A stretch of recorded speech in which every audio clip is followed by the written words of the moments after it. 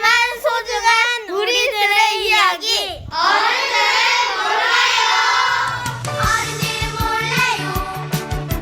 아무것도 몰라요. 마음이 아파서 그러는 건데. 헤르만 헤세가 남긴 말 중에 이런 말이 있다죠. 어린아이에게서 배워라. 그들에게는 꿈이 있다. 어른들은 미처 알지 못하는 아이들의 마음을 읽고 알아보는 시간. 어른들은 몰라요. 언제나 혼자이고 외로운 우리들을 따뜻하게 감싸주세요. 어린이들도 어른을 모르는데 우리 어른들이 어떻게 아이들을 알겠습니까? 그래서 우리 아이들 마음속 이야기도 들어보고 고민도 함께 해결해보는 시간. 어른들은 몰라요. 오늘도 김지우 리포터와 함께합니다. 안녕하세요. 안녕하세요, 김지우입니다. 네, 반갑습니다. 오랜만이죠. 저번 주에 못 뵈서. 그니까요. 네. 한참 만에 본 것 같아요. 맞아요. 우리. 너무 허전하더라고요, 저는. 그랬죠? 네, 네. 진심이에요. 네. 저는 이 방송도 방송이지만 아이들하고 맨날 한 번씩 일주일에 네. 한 번씩 대화를 하다가 못했잖아요. 근데 괜히 막 할 일을 못한 것 같고 막 찝찝하고 네. 그렇더라고요. 우리 아이들을 여러 명 보고 다니시잖아요. 그렇죠, 네. 그러다가 나중에 아이들도 여러 엄마 하시는 거 아니에요? 맞아요. 또 그럴 예정이에요. 네, 그럴 것 네. 같아요, 보니까. 네, 맞아요. 네. 꼭 그날까지 그 이후에도 계속해서 어른들은 몰라요를 함께 해주시기 바랍니다. 어른들은 몰라요가 현대한테 아주 중요한 아, 소중한 그럼요. 저희 존재인가 봐요. 수요일날 어른들은 네. 몰라요가 없으면은 네. 아무것도 몰라요. 정말요? 그 1순위 혹시? 네, 그럼요. 수요일 1순위에 제 지금 목소리 톤이 바뀌었잖아요. 약간 3부에서 4부 넘어가면서. 네? 현디한테 1순위는 수요일에 어른들은 몰라요. 어른들은 몰라요. 또 다른 코너 가셔서 그게 1순위라고 하시는 거 아니죠? 당연하죠. 아니 그러면 우리 아이들한테 네. 1순위는 도대체 뭘까요? 글쎄요. 아이들한테 1순위는 친구 아닐까 싶은데 말입니다. 맞아요. 저도 왠지 그랬던 것 같아요. 부모님은 왠지 내 마음을 몰라주시는 것 같고 친구는 이제 같은 네. 또래고 그러니까 그런데 이 친구만큼이나 아이들한테 소중한 존재가 바로 스마트폰이라고 합니다. 맞아요. 네. 스마트폰. 네, 그래서 보통 물어보니까 네. 초등학교 5학년 때부터 처음 스마트폰을 사용하기 시작한다고 해요, 요즘. 와. 일찍 하죠. 그게 분명히 좋은 점도 있고 안 좋은 점도 있을 거예요. 맞아요. 그래서 오늘은 이 요즘 중학생들의 스마트폰 사용과 중독의 위험성 뭐 이런 얘기들을 해볼까 합니다. 제가 아이들한테 나에게 스마트폰이란 땡땡땡이다라고 던져줬거든요. 그 괄호 안에 어떤 말들이 채워졌을지 들어보시죠. 저는 소통구요. 소통구. 왜 이유가 뭐예요? 멀리 친구랑 멀리 있어도 가까이 있는 것처럼 얘기할 수 있고. 네. 단짝 친구? 왜냐면 단짝 친구가 없으면 뭔가 다른 친구 조금 소통이 안 된 친구들하고 같이 있으면 조금 맞는 게 없을 때가 있는데 단짝 친구는 좀 서로 마음 통하는 것도 있고 뭐 할 때도 좀 잘 통하는 편이라. 근데 스마트폰도 요즘에는 진짜 별거 다 할 수 있고 스마트폰이 없으면 좀 외롭다고 생각을 하는 것 같아요. 저는 창문이요. 저에게 핸드폰이란 창문. 이유가 뭐예요? 왜냐하면은 이제 창문을 통해서 바깥을 보는 것처럼 저는 핸드폰을 통해서 애들이랑 뭔가 소통도 하고 세상 소식도 듣고 거의 모든 대부분의 일을 사회적인 일을 다 폰으로 해결을 해서 나에게 핸드폰이란 선물이다. 선물이다. 이유가 뭐예요? 핸드폰을 할 시간마다 되게 설레는 그런 시간이기도 하고 또 여러 가지 혜택을 누릴 수 있기 때문에 그렇게 생각했어요. 소통구다, 단짝 친구다, 창문이다. 거의 다 핸드폰을 통해서 핸드폰 세상에서 누군가를 만나고 누군가랑 커뮤니케이션을 하고 있다라는 생각이 듭니다. 그렇죠. 거기에다가 이 1시간마다 요 잠시 할 수 있는 핸드폰을 선물이라고 생각하는 걸 보니까 네. 아무래도 큰 비중을 차지하고 있는 것 같긴 하네요. 우리 친구들한테. 맞아요. 네. 현디한테 핸드폰은 혹시 뭔가요? 전 진짜 핸드폰은 스마트폰이에요. 폰이에요. 그러니까 근데 네. 그렇다고 이제 폰으로만 하는 건 아니고 저는 이 스마트폰으로 막 이렇게 여러 사람들이랑 소통하고 SNS로 많은 작업하는 거를 그렇게 좋아하는 요즘 스타일 아닌 것 같아요, 진짜. 그래서 네. 사람들과 소통할 때는 이렇게 직접 만나서 소통하는 게 저는 아직도 좀 좋아요. 네. 그래서 이렇게 오프라인으로 만나면 좀 서로 매력적일 수 있지만 온라인에서는 매력이 없어요. 오히려 약간 스마트폰은 저에게 네. 뭐 급한 소식을 받는다거나 네. 아니면은 뭐 책이나 뭐 영상 이런 그 컨텐츠로 저는 오히려 다가오는 느낌이에요. 아, 우리 선디는 네. 중독과 거리가 정말 먼 것 같아요. 스마트폰 중독과. 아니 그래도 계속 많이 보는데요. 아, 정말요? 네네. 저한테는 알람이에요, 그냥. 알람. 알람시계. 네. 네. 그렇군요. 네. 그럼 이어서 우리 아이들의 다른 대답들도 계속 들어볼게요. 네. 필수품 같다고 생각하는데 이유는 그냥 항상 제 곁에 있고 없으면은 그 생활에 큰 불편함이 생긴다고 해야 되나 그래서 저는 제2의 나라고 생각을 하고요. 일단은 스마트폰으로 할 수 있는 게 정말 많고, 스마트폰 없으면은 저는 진짜 평소에 아무것도 할 수 없을 것 같아서 그 자체가 저라고 생각을 했습니다. 저는 삶이라고 생각해요. 그러니까 삶이요? 네. 그러니까 아니 왜냐면은 핸드폰 없으면은 할 수 있는 게 없어가지고. 핸드폰 이거 찾아보다. 우리가 핸드폰 없으면 할 수 있는 게 진짜 없을까? 그러니까 뭐 전화할 때도 되게 많이 필요하기도 하고 인터넷 진짜 필요하잖아요. 그렇죠. 그리고 인터넷 없으면은 진짜 인터넷 뛰면 되잖아, 나가서. 아. 뛰면 되지. 너무 맞아요. 재미없어요. 그래요. 제가 어디 수련회 같은 곳을 3박 4일인가 이렇게 갔었던 적이 있어요. 몇 년 전에. 네. 그런데 이제 핸드폰을 들어갈 때 반납을 했다가 나올 때 찾아야 돼서 네. 정말 3박 4일 동안 휴대폰 없이 지냈던 경험이 있어요. 어땠어요? 지낼 수는 있어요. 왜냐하면 근데 이제 소통을 못한 밖에 사람들이랑 뭐 급한 연락이나 뭐 이런 거만 문제가 없으면 뭐 이가 없으면 잇몸으로 산다고 맞아요. 네. 가능합니다. 근데 우리가 이제는 핸드폰 없는 생활이 상상이 안 될 정도로 핸드폰 안에 모든 게 들어가 있고 맞아요. 이걸로 모든 걸 해결하다 보니까 네. 그렇죠. 이해되죠, 아이들. 그쵸, 네. 맞아요. 근데 좀 삶이라고 하는 거는 좀 심각하죠. 폰이란 나의 삶이다. 이거는. 그러니까 네. 저희는 어렸을 때는 그게 없는 시대에서 자라고 커서 만났기 때문에 양쪽을 네. 경험해서 그런데 우리 아이들은 너무 어렸을 때부터 이 핸드폰과 함께 자랐기 때문에 네, 그 의미가 저희보다 아마 더 크지 않을까 싶어요. 맞아요. 그럼 도대체 요즘 아이들은 폰으로 뭘 하길래 네. 이렇게까지 삶이라고까지 표현을 하는지 한번 직접 들어보시죠. 친구랑 전화도 하고 SNS. SNS를 정말 많이 쓰는구나. 뭐 네. 다른 게임이나 이런 건 안 해요? 게임 같은 경우는 요즘에 애들이 게임을 하는 것 같긴 한데 제가 몇몇 애들 봤을 때는 좀 총게임이나 아니면 여자애들 같은 경우에는 뭐 노래에 관한 게임 같은 걸 많이 하는 것 같고 네, 노래에 관한 게임 이제 중학교 와서부터 SNS를 많이 시작하고 친구 간의 교류가 되게 활발한 거예요. 그래서 저는 조금 SNS를 많이 사용한다고 생각을 해요. SNS 얘기가 제일 많네요. 네, 그러니까 네. 핸드폰을 통해서 친구를 사귀는 네네네. 그거라고 봐야 되는 그쵸. 거죠. 네. 네네네. 그래, 근데 저는 솔직히 인터뷰를 하면서 이 정도면 어른들하고 별반 차이가 없는 거 아닌가? 생각을 했어요. 왜냐하면 저는 아이들의 스마트폰 중독하면은 뭐 심각하게 게임 중독이다 이런 걸 생각하고 갔는데 네. 우리들도 왜 맨날 SNS 하고 맨날 영상 보고 이렇게 하잖아요. 그렇죠. 근데 이제 아이들 스스로가 자기 본인들의 문제가 뭔지 알고 있더라고요. 그걸 또 설명을 해줬는데요. 학생한테 직접 한번 들어볼까요?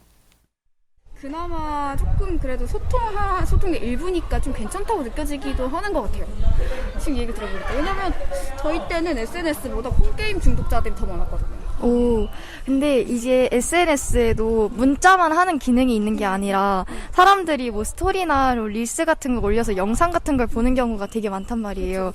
근데 이제 릴스 같은 경우에는 좀 재밌는 게 되게 많아서 거기에도 소통을 한다고만 얘기를 할 수가 없고 영상을 보면서 좀 재미를 느끼기 때문에 이게 애들하고 소통을 해서 게임보다 조금 더 나을 것 같다라고 이야기할 수는 있겠지만 솔직히 문자 기능만 있는 게 아니어서 그렇게 단정 지을 수는 없을 것 같아요. 이것도 좀 위험하다. 네. 소통하다가 또 이렇게 재밌는 걸 발견하면 또 공유하잖아요. 맞아요. 공유해야지 그거 가지고 또 수다를 떨 수 있으니까. 맞아요. 예. 그리고 이렇게 내리다 보면 계속 보게 되잖아요. 그렇죠. 계속 공유하고. 그런 게 있죠. 그리고 이게 저희도 나 친구한테 문자하려고 들어가야지 했다가 갑자기 뭐 딴 게 뜨면 딴 거 보다가 내가 뭐 하려고 핸드폰에 맞아요. 기억을 못하고 다시 나오는 그럴 때도 있죠. 예. 맞아요. 그래서 제가 아이들한테 그게 어떻게 보면 또 중독의 한 증상이잖아요. 초기 우리도. 증상. 네네. 네. 그래서 아이들은 언제 내가 중독자가 아닌가 이렇게 느꼈는지 물어봤습니다. 하루 종일 핸드폰 놓지 않고 보다가 핸드폰 사용 시간을 봤는데 너무 심각하게 높아서 진짜? 얼마 동안 사용하셨어요? 9시간.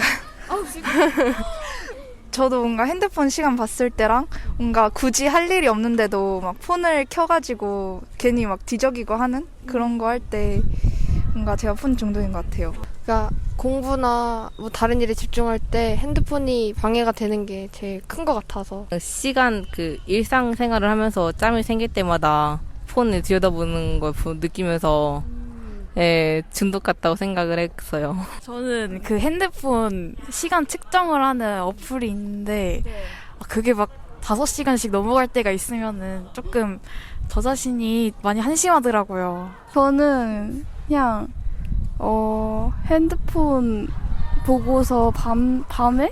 밤에? 네, 자기 전에? 네, 자기 전에. 그러니까 왜냐면은 아침부터 계속 보잖아요. 그러다 보면은 시간 어떻게 지나가는지 모르고 보니까 그러니까 되게 벌써 이 시간이야? 몇 시에 자요? 저 많이 볼 때는 한 12시? 1시? 12시까지? 네. 그렇구나. 중학생 4명 중에 1명이 스마트폰 중독이거나 그 폰 중독 성향을 가졌다고 그러더라고요.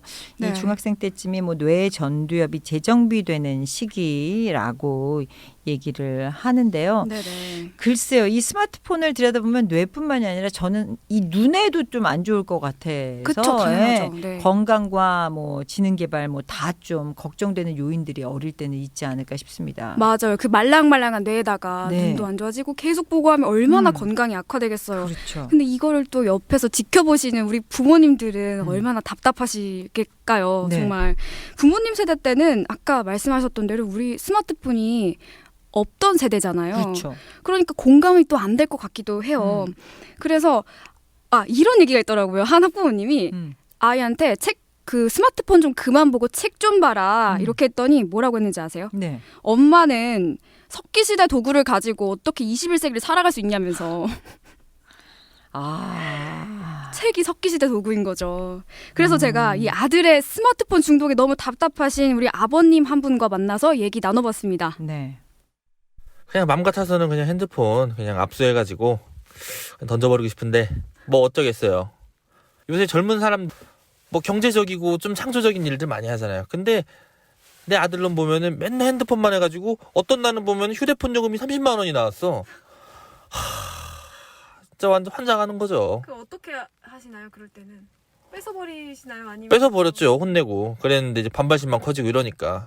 아유, 맞아요. 이거 반발심만 커요. 이거 교육 효과가 없어요. 뺏는다는 게 정답이 아니더라고요. 네, 맞아요. 그게 포인트예요. 얼마나 답답하셨을까. 아버님의 그 답답함이 여기까지 느껴집니다. 그렇죠. 근데 네. 이게 정말 그러면 안 되는 게 폰을 뺏어버리면 아이들이 정말 반발심이 생긴다고 합니다. 네. 그런 경험이 있었던 학생의 이야기도 들어볼까요? 저도 딱 한 번 부모님이 핸드폰을 가져가신 적이 있으셨는데 그때 솔직히 말해서 계속 제 옆에 있던 핸드폰이 없어지니까 조금 뭐라 해야 되지? 부모님께서 핸드폰 중독을 막기 위해서 하시는 건 알고 있었지만 솔직히 조금 화나기도 했고 좀 속상하기도 했어요. 그래서 다른 방법을 쓸 거다. 근데 다른 방법을 쓸 것 같아요. 저는 아이가 있다면 핸드폰을 뺏으면 아이가 그런 감정을 느끼다가 부모님하고도 좀 사이가 멀어질 수도 있지 않을까 싶은 마음에 조금 깊은 고뇌 속에서 좀 생각을 하다가 아이에게 좋은 방법을 해주지 않을까 싶어요. 네. 스마트폰 얘기를 하는데 전날 바람이 좀 많이 불었나 봅니다. 바람 소리가 좀 많이 들리네요. 그래서 아이들의 마음의 네. 소리, 부모님의 마음의 소리. 이게 이날 취재하는 날에 바람이 엄청 불었습니다. 네. 피해 다니면서 인터뷰를 했는데도 네. 바람 소리가 담기더라고요. 조금 양해를 부탁드릴게요. 네. 그리고 이 학생들과 함께 그렇다면 우리의 스마트폰 중독을 막을 수 있는 방법이 뭐가 있을까? 네.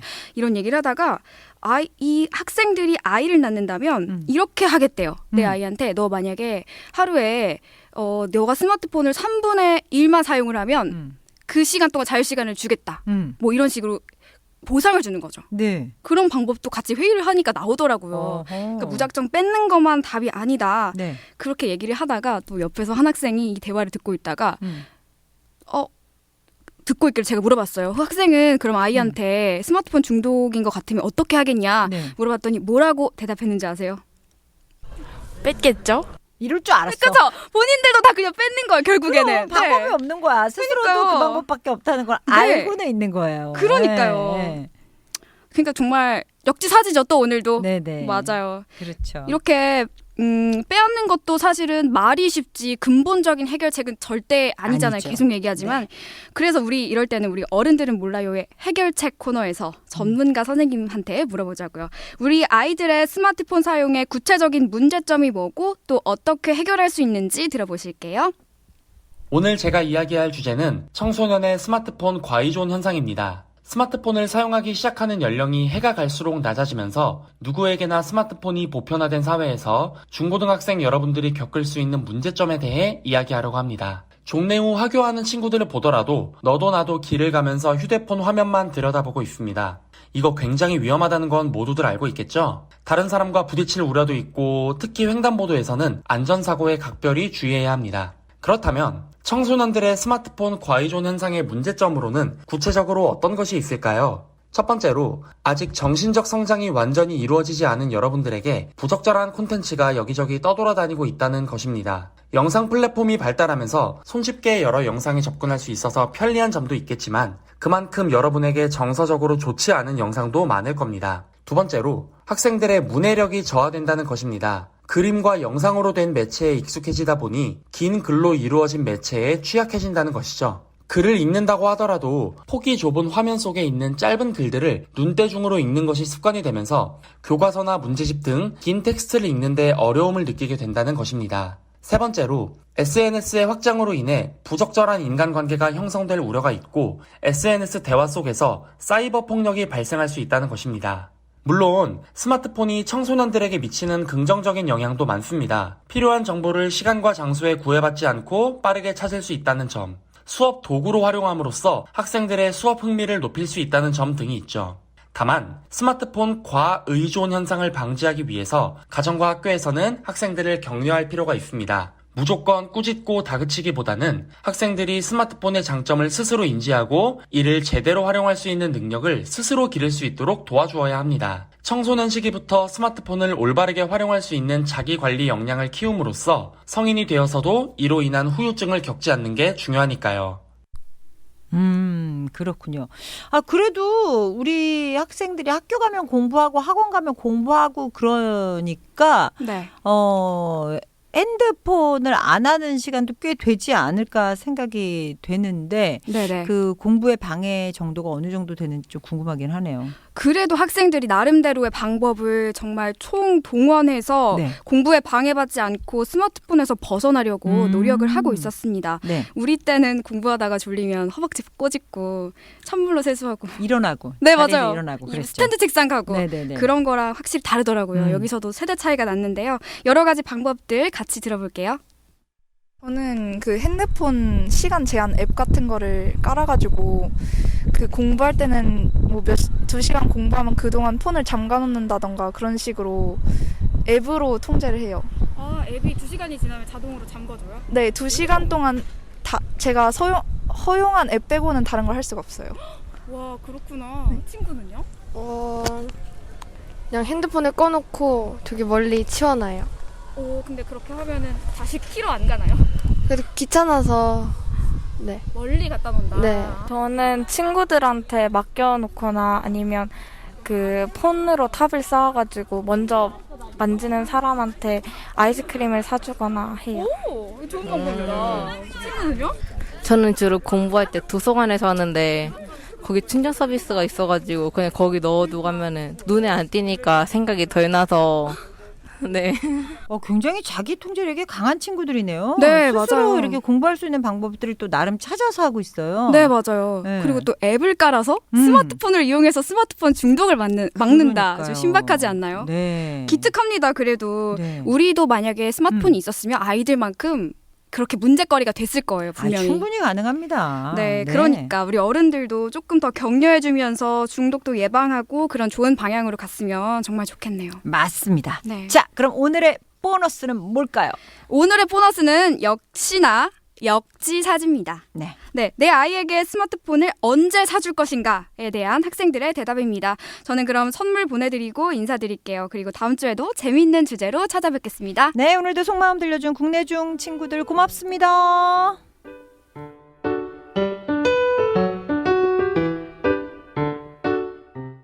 저는 최대한 늦게 사주고 싶어요. 왜냐면은 저도 막 시험 공부하면서 핸드폰 그만해야 된다 하면서 막 후회했던 적이 많아가지고 최대한 그런 거를 늦게 하도록 할 것 같아요.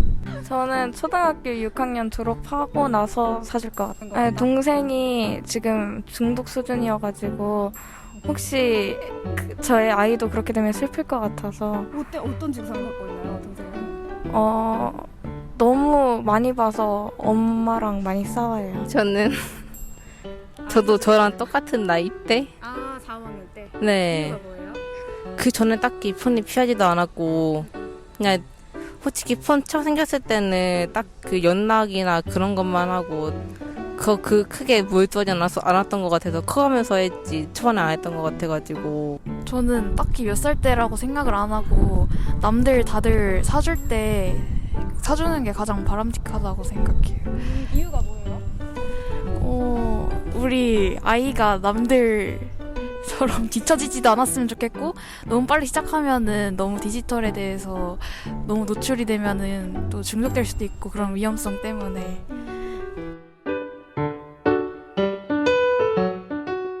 우리 아이들은 오늘도 잘 자라고 있습니다. 이 코너는 경기도 교육청과 함께합니다.